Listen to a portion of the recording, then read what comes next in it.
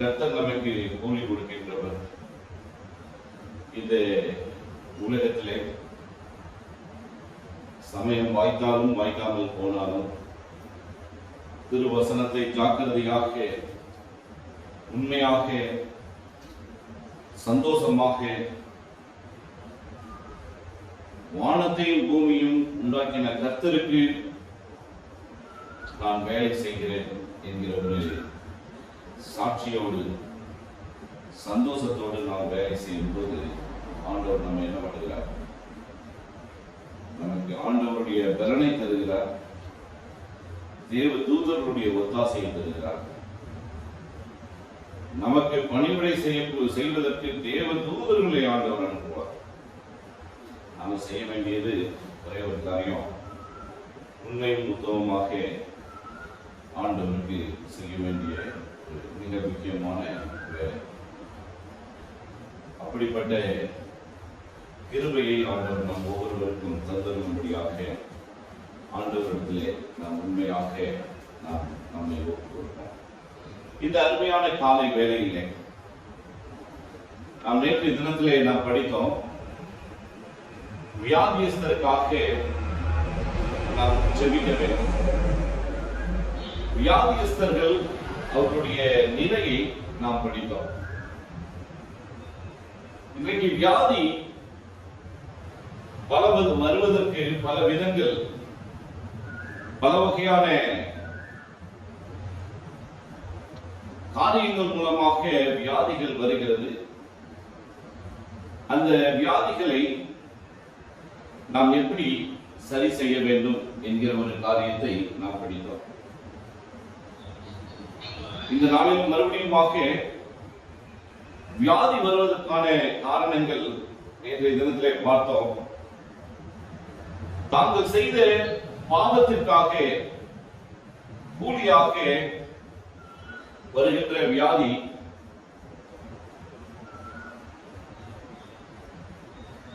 அவன் செய்த பாவங்களுக்காக வருகிறது நிமித்தமாக அந்த பாவத்தை நிவர்த்தி செய்ய ஆண்டவரால் மாத்திரமே கூடும். ஆனாலும் அந்த பாவத்தை நிவர்த்தி செய்வதற்கு ஆண்டவர் நம் ஒவ்வொருவருக்கும் என்ன பண்ணிருக்கிறாரு? பலத்தையும் தகுதியையும் ஆண்டவர் என்ன பண்றாரு? கொடுத்திருக்கின்றார். இன்னைக்கு ஆண்டவருடைய பலம், ஆண்டவருடைய கிருபை நம்மோடு இருக்கும் பொழுது, நம் கையிலே கொடுத்திருக்கின்ற போது நாம் எதை சாப்பிடணுமோ, எதை குடிக்க வேண்டுமோ, நம்முடைய சரீரம் தேவனுடைய ஆலயமாக இருப்பதற்கு ஆண்டவருடைய வார்த்தையை முழுமையாக உண்பதற்கு, ஆண்டவருடைய வார்த்தையை நாம் உட்கொண்டால் நமக்கு நன்றாக தெரியும் எது சரியான உணவு, எது தவறான உணவு என்பது. இந்த உலகத்திலே நமக்கு பல வகையான போராட்டங்கள் இருக்கின்றது. நிலையிலே நான் பார்க்கும் பொழுது கார்ப்பரேட் கம்பெனி மூலமாக இன்றைய சிறு பிள்ளைகள்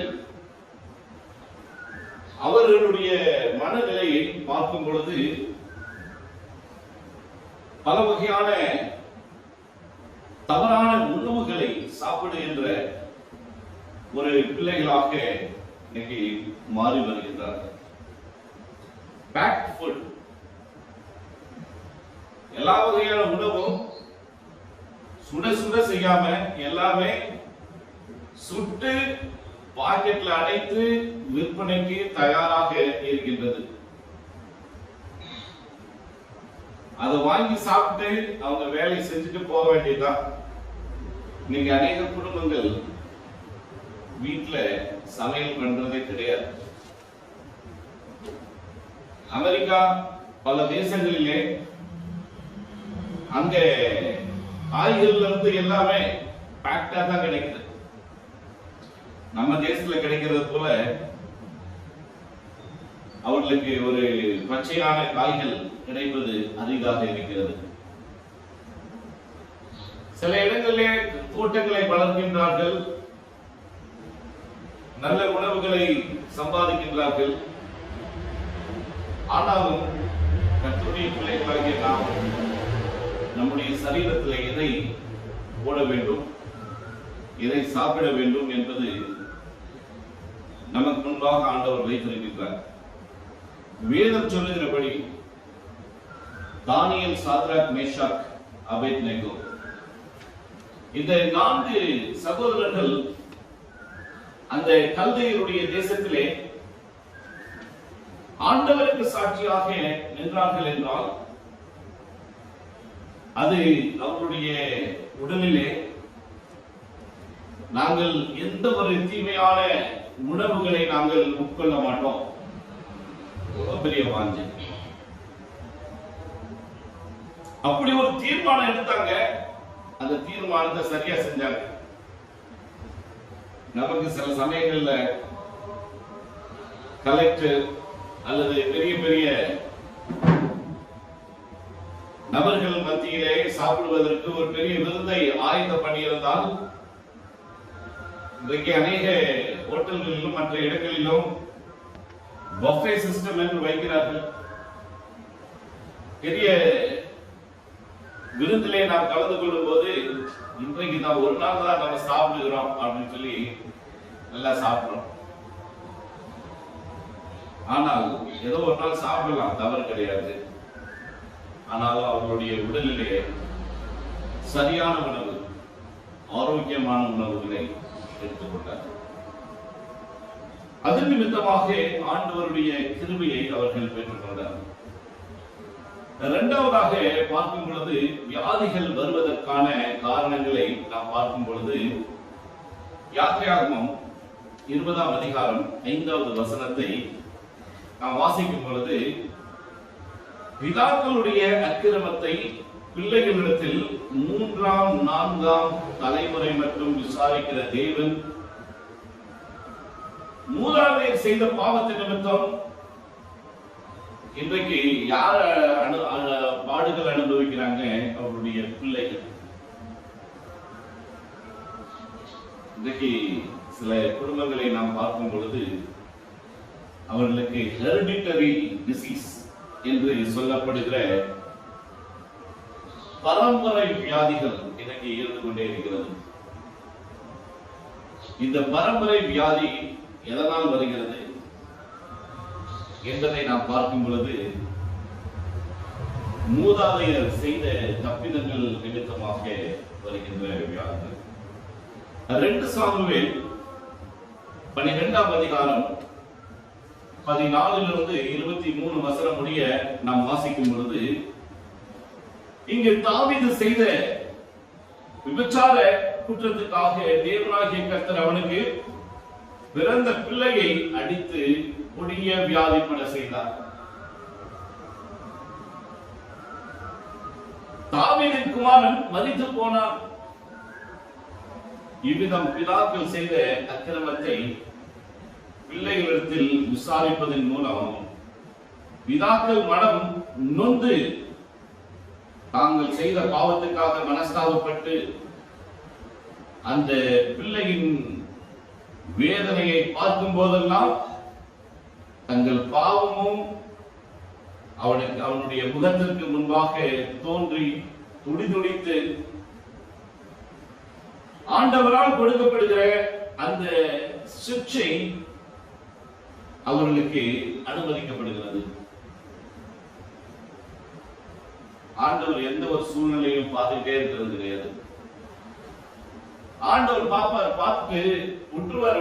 ஒரு மனிதன் பாவம் செய்கிறான்னு சொன்னா அவன் செய்கின்ற பாவத்தை சந்தோஷமா அவனை விட்டுறாரு. நான் சில சமயத்துல யோசிப்பேன், ஆண்டவருக்கு எல்லாம் நல்லா தெரியும். அவன் ஜாலியா பாவம் செய்கிறான், ஒரு மனிதனை ஏமாற்றுகிறான், ஒரு இடத்தை வாங்குகிறான், பொய் சொல்லுகிறான். பொய் சொல்றதுலயும் சிலருக்கு ரொம்ப சந்தோஷம் இருக்கும். ஆனால் அது உறுதியானது அல்ல. ஆனால் அதன் நிமித்தமாக வருகின்ற பலனை பார்க்கும் பொழுது அது பல வகையான பிரச்சனைகளுக்குள்ளாக கொண்டு போய் சேரும். ஆகையினாலே தான் நம்முடைய மனதை ஓர்முகப்படுத்த வேண்டும். தேவையில்லாத ஆதாயத்துக்காக நம்முடைய மனதை தேவ பிரமாணத்திற்கு விரோதமாக நம்முடைய வாழ்க்கையில செய்யக்கூடாது. இன்னைக்கு ஆண்டால் வருகின்ற 7 காரியங்களை நாம் பார்ப்போம். நம்முடைய வாழ்க்கையில பல வகையான பிரச்சனைகள் நமக்கு வருகிறது என்றால் அத்தனை பிரச்சனைகளையும் நாம் சரி செய்வதற்கு தேவனுடைய பலத்தால் நாம் சரி செய்ய முடியும். அடுத்த ஒரு பாவத்தை நாம் பார்க்கும் பொழுது, இன்னைக்கு செய்த தப்பிதங்களுக்காக அந்த பாவங்களிலிருந்து பரிகாரமாக கொடுக்கப்படுகிற வியாதிகள், கிஃப்ட்ஸ். செய்த பாவத்துக்கு ஆண்டவர் என்ன பண்றது? கரெக்டா அவனுக்கு எந்த இடத்துல செக் வைக்கணுமோ அந்த இடத்துல செக் வைக்கிறார். இன்னைக்கு இந்த உலகத்துல இருந்து எந்த மனுஷனும் பாவம் செய்து தப்பித்துக் கொள்ளவே முடியாது. ஆகையினால்தான் நாம அதிகாலையில நாம் ஆண்டவருடைய சமூகத்திலே வந்து, ஆண்டவரே இந்த நாளை எங்களை ஆசீர்வதியும், இந்த நாளிலே உனக்கு உம்முடைய கிருபையினாலே எங்களை நடத்தும் அப்படின்னு சொல்லி ஆண்டவருடைய சமூகத்தில் ஒப்புக் கொடுக்கிறோம். அதே போல மதியமும் தயவு செய்து, மிக முக்கியமான நேரம் மதியமும் நீங்க எங்க இருக்கிறீங்களோ ஒரு மணிக்கு தேவனுடைய சமூகத்திலே அமர்ந்து ஆண்டவருடைய நாமத்துக்கு நன்றி செலுத்தி ஒரு 10 நிமிடமாவது ஆண்டவருடைய சமூகத்துக்கு நேராக உங்களுடைய கண்களை ஏறிடுங்க. நேரமே கிடைக்கவில்லையா? நாம் சாப்பிட போறதுக்கு முன்னால ஒருவேளை ஹோட்டல்ல உட்கார்ந்து சாப்பிட்டு இருக்கோமா? ஒரு நல்ல ஒரு ஹோட்டல்ல பாருங்க, அந்த இடத்துல அமைந்தலான ஒரு நேரத்தை, அந்த ஒரு வேளையில ஆண்டவருடைய நாமத்தை தியானித்து ஆண்டவருக்கு நன்றி செலுத்தி நம்முடைய மனதை ஆண்டவருக்கு நேராக ஊர்முகப்படுத்தி ஆண்டவருக்கு நன்றி செலுத்தி அது பிறகு சாப்பிடலாம். ஆனா இஸ்லாமியர்கள் அப்படியெல்லாம் சாப்பிடுறது கிடையாது. என்னத்தான் ஆகட்டும், நாம நம்முடைய தெய்வத்தை என்ன பண்றோம்? We are taking granted. நாம் மற்றவர்களிடத்திலிருந்து பார்த்துக் கொள்ள வேண்டிய அநேக பாடங்கள் இருக்கிறது. அவர்கள் ஜமாதுக்கு செல்லணும் சொன்னா அவருடைய நடையை, உடையை சுத்தம் செய்து தண்ணீரினால் கழுவி உடல் முழுவதும், தண்ணி இல்லையா நல்ல மணலை கொண்டு கழுவுகிறார்கள். எனக்கு கேட்கும்போது ரொம்ப இதா இருந்துச்சு. மணலை வச்சு எப்படி கழுவுறது? அந்த பாலைவன தேசங்களிலே, நல்ல தண்ணீர் கிடைக்காத அந்த இடங்களிலே மணலை கொண்டு தங்களுடைய உடலை கழுவி அவர்கள் ஆண்டவருக்கு நன்றி செலுத்தும்படியாக கடந்து செல்கிறார்களாம். அப்படியானால் நாம் தேவனை சந்திக்கும் போது நாம் எப்படிப்பட்ட ஆயத்தத்திலே நாம் இருக்க வேண்டும்? அதே போல தயவு செய்து மாலையிலும் ஆண்டவருக்கு பிடித்தமான வேலை, அந்த வேலையிலே எங்க இருந்தாலும் சரி, முழுமையாக ஆண்டவருக்கு நீங்க பர்சனலா நன்றி செலுத்தும்படியாக ஆண்டவருக்கு உங்களுடைய மனதை ஒப்புக் கொடுங்க. இன்றைக்கு நாம் பல இடங்களிலே இந்த ஜூம் மூலமாக நாம் கலந்து கொள்கிறோம். ஏதோ நான் ஜூம் ஆன் பண்ணி ஆண்டவருடைய வார்த்தையை நான் கேட்கிறேங்கிறது இல்ல. நம்முடைய மனம், நம்முடைய பர்சனலான ஒரு ஆயத்தம் ஆண்டவருக்கு முழுமையாக நம்மை ஒப்புக் கொடுத்து ஆண்டவர் செய்த நன்மைகளுக்கு நாம் நன்றி சொல்லி நாம் கொஞ்ச நேரம் முழுமையாக ஆண்டவருக்கு ஒப்புக் கொடுத்து, இன்னைக்கு ஜூம்ல இன்னைக்கு நிறைய பேர் அமர்ந்து கேட்பது அல்ல. இன்னைக்கு எத்தனையோ டெலிவிஷன், எத்தனையோ ப்ரோக்ராம்ஸ் இருக்கு. ஆனால் வேதத்தை தியானிப்பதற்கென்று நேரத்தை நாம் ஒதுக்கின்றோம். ஆனா ஆண்டவருக்கென்று நாம பர்சனலா நேரத்தை நாம ஒதுக்க வேண்டும். இன்னைக்கு இந்த பூமியில பிறக்கின்ற ஒவ்வொரு நபரும் மரித்தாக வேண்டிய ஒரு சூழ்நிலை இருக்கிறது. ஆண்டவர் ஒவ்வொரு முறையும் ஒவ்வொரு விதமாக ஆண்டவர் படைத்திருக்கின்றார். அவர்களுக்கு திடீரென்று விபத்துகள் மூலமாகவோ அல்லது திடீரென்று மாரடைப்போ அல்லது இயற்கை சிருஷ்டிகள் மூலமாக, இன்னைக்கு யுத்தத்தின் மூலமாகவோ அல்லது தெரியாமல் இன்னைக்கு அநேகர் மாண்டு கொண்டே இருக்கின்றார்கள். பல வகையான வியாதிகள். இன்னைக்கு ஒவ்வொரு மனிதனும் இன்னைக்கு இன்றைய நாட்கள்ல நம்ம பார்க்கும்போது ஒரு 40 வயது எட்டினதுக்கு பிறகு அவரால் இந்த உலகத்திலே வாழ்வதற்கு தகுதி இல்லாதவனாக சில வியாதிகள் அவனை மேற்கொள்கிறது. அவன் சாப்பிடுகிற உணவுகள் நிமித்தமாக அவன் தன்னுடைய மனம் போல ஒரு வாழ்க்கை, கண்ணின் காட்சியில் உல்லாசமாக வாழ்கின்ற ஒரு வாழ்க்கை.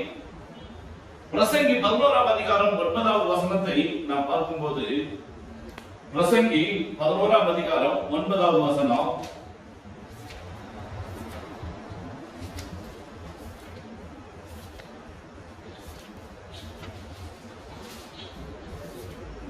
வாலிபனே உன் இளமையிலே சந்தோஷப்படு, உன் வாலிப நாட்களிலே உன் இருதயம் உன்னை பூரிப்பாக்கட்டும்.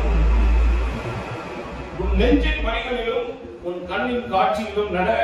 ஆனாலும் இவைகளை எல்லாவற்றின் நிமித்தமும் தேவன் உன்னை நியாயத்திலே கொண்டு வந்து நிறுத்துவார் என்று அறி. நீ உன் இருதயத்திலிருந்து சஞ்சலத்தையும் உன் மாம்சத்திலிருந்து தீங்கையும் நீக்கிக் போடு. இளவயதில் வாலிபமும் மாயையே. இன்னைக்கு நம்முடைய வாழ்க்கையில பல வகையான சூழ்நிலைகளிலே நாம் வாழ்ந்து கொண்டிருக்கிறோம்.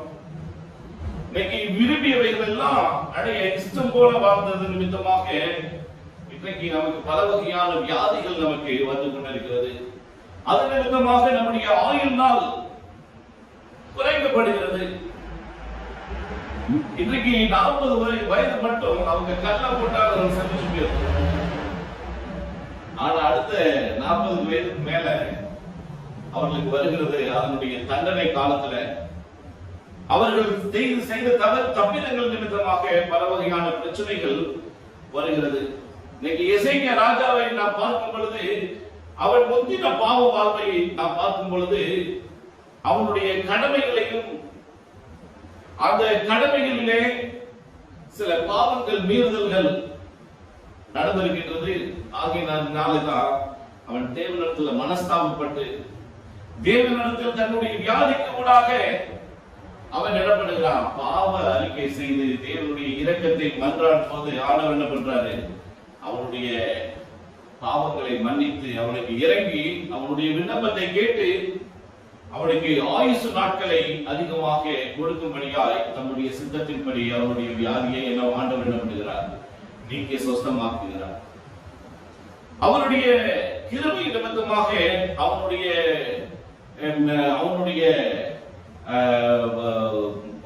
மன்றாட்டு நிமித்தமாக ஆண்டவர் என்ன பண்ணுகிறார்? அவனுடைய ஆயுசு நாட்களை கூட்டி அவனுக்கு கொடுக்கிறார். ஆனாலும் அதை நம்ம பார்க்கும்போது அவர் எவ்வளவுதான் ஜெபித்து கேட்டாலும் அந்த 15 வருஷம் அவருக்கு ஆசீர்வாதமாக இருந்ததான்னு பார்த்தா, அந்த ஆண்டவர் கொடுத்த அந்த காலத்திற்கு மேல அவங்க என்னதான் கேட்டாலும் சரி அது ஆசீர்வாதமாக இல்லை. அது அந்த தேசத்துக்கு சாபமாக மாறியிருந்தது என்பதை நாம் பார்க்கின்றோம். ஆனால் ஆண்டவருக்கு உண்மையாக ஒவ்வொரு நாளும் ஒவ்வொரு வேளையும் நாம் வாழ வேண்டும். சில சமயங்களிலே நமக்கு வருகின்ற வியாதிகள் வருவதற்கான காரணத்தை நாம் பார்க்கும்போது, தேவனிடத்திலிருந்து நமக்கு பரீட்சையாக கொடுக்கப்படுகின்ற வியாதிகள். யோபு 1ஆம் அதிகாரம் 2ஆம் அதிகாரம் 42ஆம் அதிகாரங்களை நாம் வாசித்து பார்க்கும் பொழுது, தேவனாகிய கர்த்தர் தம்முடைய பிள்ளைகளை சில சமயங்களிலே சிட்சிக்கும்படியாக அவனை அவனுடைய விசுவாசத்தை பரீட்சிக்கும்படியாக ஆண்டவர் அவனுடைய விசுவாசத்தை உறுதிப்படுத்தும்படியாக சில வியாதிகளை, சில சோதனைகளை ஆண்டவர் தருகிறார். யோபுவுடைய சரித்திரத்தை நாம் பார்க்கும் பொழுது சாத்தான் போய் கேட்டா, ஆனா ஆண்டவர் என்ன பண்ணாரு? யோபுவுக்கு அவனுடைய வாழ்விலே வருகின்ற வியாதியின் மூலமாக, பேரிழப்பின் மூலமாக அவன் வைத்திருந்த விசுவாசம் தேவனிடத்தில் எப்படிப்பட்டவைகளாக இருக்கிறது. இன்னைக்கு நமக்கு சோதனைகள் வருகிறது என்றால் நாம் ஆண்டவருடைய சமூகத்துக்கு நேராக அமைதலாக நாம் கேட்க வேண்டும். அவ்வளவுதான். யோபு உண்மையாக இருந்தார். அவருக்கு தெய்வீக மகத்துவங்களை ஆண்டவர் ஞானத்தை அந்த யோபுக்கு கொடுத்தது நிமித்தமாக அவருக்கு ஏற்பட்ட அந்த உபத்திரத்தின் வழியாக அவர் ஆண்டவருடைய மகத்துவங்களையும் ஞானத்தையும் அறிந்து கொண்டார். இறுதியில நம்ம பார்க்கும்போது அவன் என்னதெல்லாம் இழந்திருந்தாலும் அனைத்தையும் இரட்டத்தனையான ஆசீர்வாதம். இந்த உலகத்துல நீங்கள் நானும் இழந்து போனது ஒன்றுமே இல்லை. இந்த உலகத்துல நீங்கள் நானும் வாழும் பொழுது தேவனுடைய மகிமைக்கென்று தேவன் நமக்கு என்ன ஒரு காரியத்தை கொடுத்திருக்கின்றாரோ, இன்னைக்கு சில சமயம் நமக்கு வியாதிகள் வருவதற்கு காரணம் தேவனுடைய மகிமைக்கென்று அவர் நமக்கு சில சமயங்கள்ல வியாதிகளை அனுமதிக்கிறார். இன்னைக்கு தேவனோடு நெருங்கி ஜீவிக்கக்கூடிய மனிதர்கள், இன்னைக்கு தேவன் நமக்கு சில வியாதிகளை அனுமதிக்கின்றார் என்றால் அந்த வியாதிகள் நம்மை குணமாக்குவதற்கு, நமக்கு அந்த வியாதிகள் மூலமாக நாம் ஜெபிக்கின்ற அந்த ஜெபத்தின் மூலமாக நாம் என்ன பண்ண முடியும் என்றால், அந்த வியாதிகள் இன்னைக்கு ஆண்டவர் சில சமயத்தில் நமக்கு வியாதிகள் அனுமதிப்பது தேவனுடைய மகிமைக்கு என்று ஆண்டவர் அனுமதிக்கிறார். இன்னைக்கு சில போதகர்களை நாம் பார்க்கும் பொழுது அநேக வியாதிக்காக என்ன பண்ணுகிறாங்க, மற்றவர்களுக்காக ஜெபிக்கும் பொழுது அவருடைய வியாதிகள் நீக்கப்படுகிறது. ஆனா அவர்களுடைய பிரச்சனை அவர்களுடைய பிரச்சனைகளை அவர்கள் நீக்கி போடுகிறார்கள் என்றால் அவங்க பிரச்சனை அவங்களால நீக்கி போட முடியாது.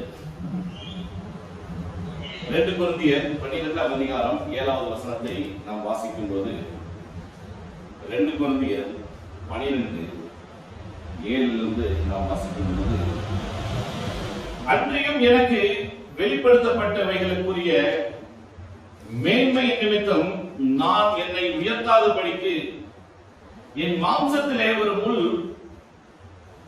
கொடுக்கப்பட்டிருக்கிறது. என்னை நான் உயர்த்தாதபடிக்கு அது என்னை குட்டும் சாத்தானுடைய தூதனாயிருக்கிறது. ஆண்டவர் பவுலார் நல்ல ஒரு ஊழியத்தை செய்கிறாரு. அநேகருக்கு வியாதிகளை சுஸ்தமாக்குகிறார். அநேக அற்புதங்களை அவர் மூலமாக ஆண்டவர் செய்கிறார். அவர் கேட்கிறார், அது என்னை விட்டு நீக்கும்படிக்கு நான் 3 தரம் கர்த்தரிடத்தில் வேண்டிக் கொண்டேன். அதற்கு ஆண்டவர் என்ன பண்றாரா? சேர்ந்து வாசிங்க. என் கிருபை உனக்கு போதும், பலவீனத்திலே என் பலம் பூரணமாய் விளங்கும் என்றார். இன்னைக்கு ஆண்டவர் உங்களுக்கும் எனக்கு கொடுக்கக்கூடிய இதே வார்த்தை தான், என் கிருபை.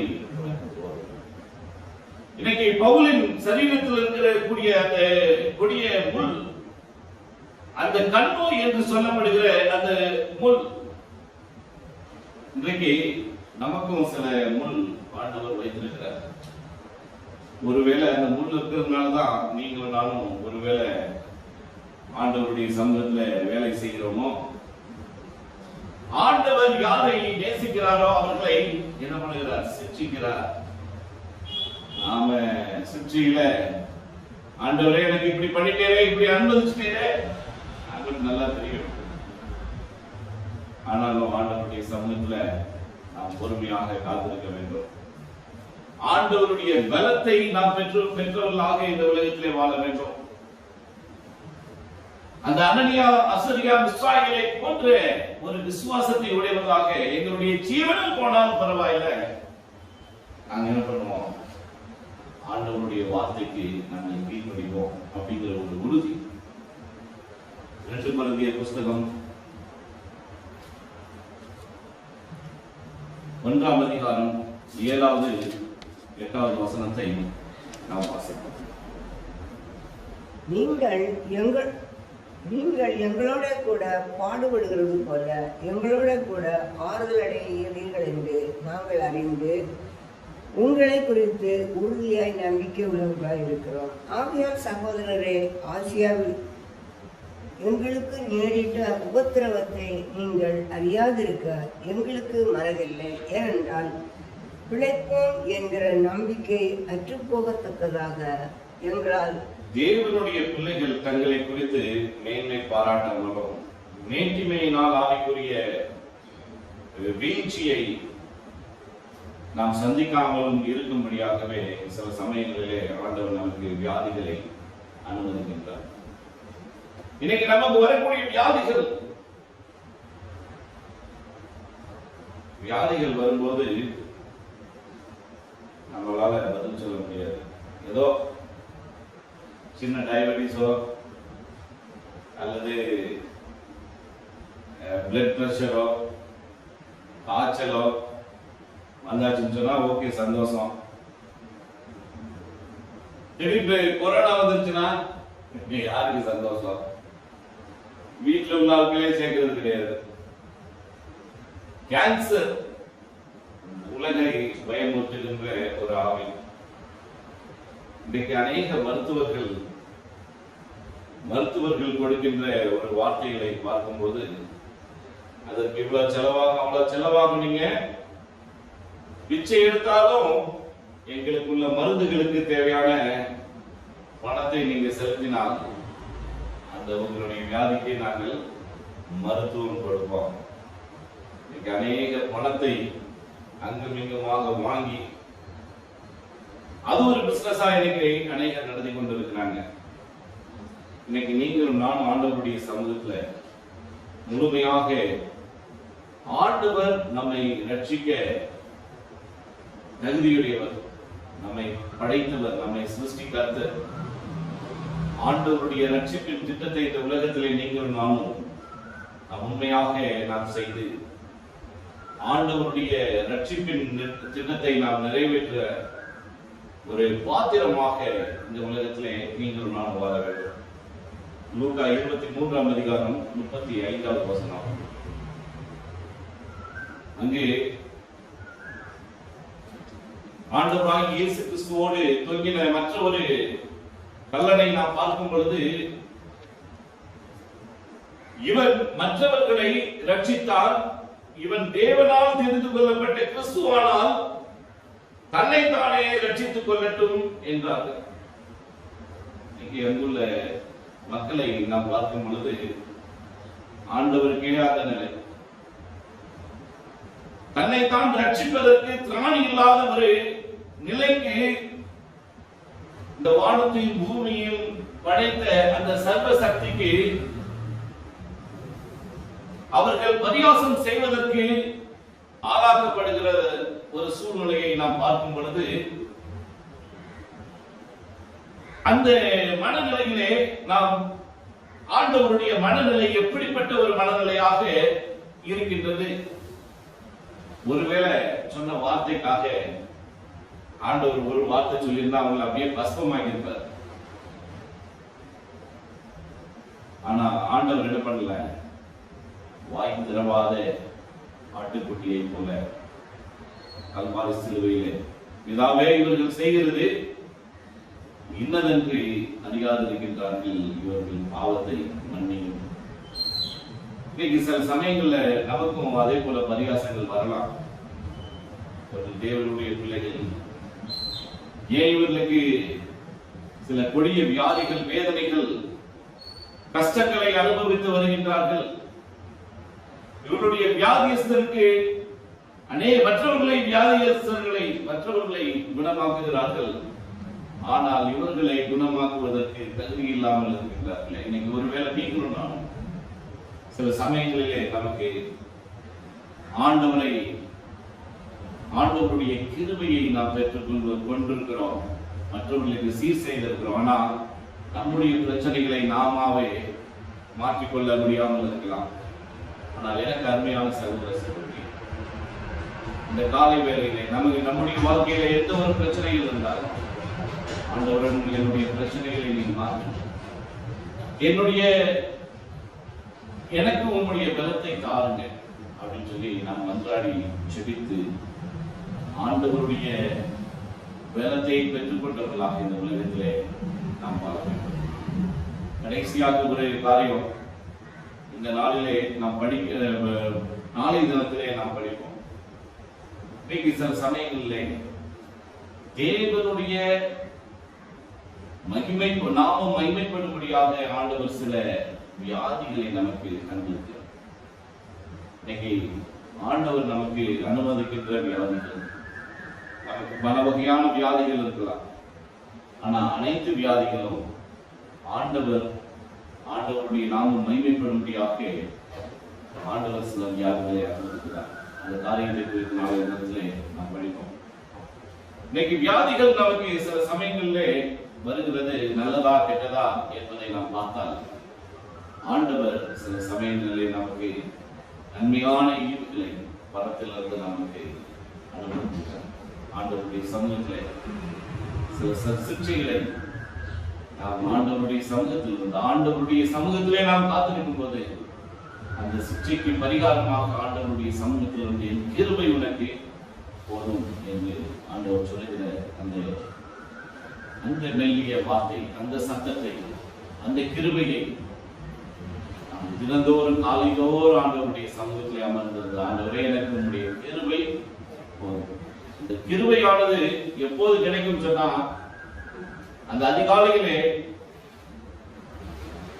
அந்த மன்னாவை ஆண்டவர் கொடுத்தது போல ஆண்டவர் இன்றையுமே நமக்கு அந்த கிருபையை தந்து நம்மை ஆசீர்வதிக்கும்படியாக ஆண்டவருடைய சமூகத்திலே நம்மை கொடுக்கிறோம். ஆண்டவரே, இந்த காலை வேளையிலே ஒரு சமூகத்திலே நாங்கள் அமர்ந்து காத்திருந்து உம்முடைய கிருபையை நாங்கள் பெற்றுக்கொள்ள தகுதியுடையவர்களாக எங்களை மாற்றும்.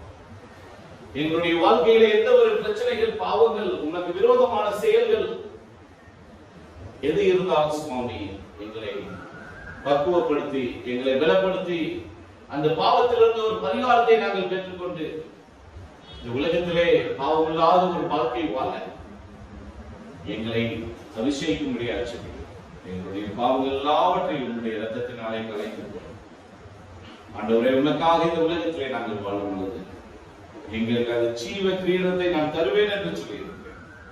அப்படிப்பட்ட ஜீவ கிரீடத்தை பெறுவதற்கு தகுதியுடைய பிள்ளைகளாய் எங்களை மாற்றும்.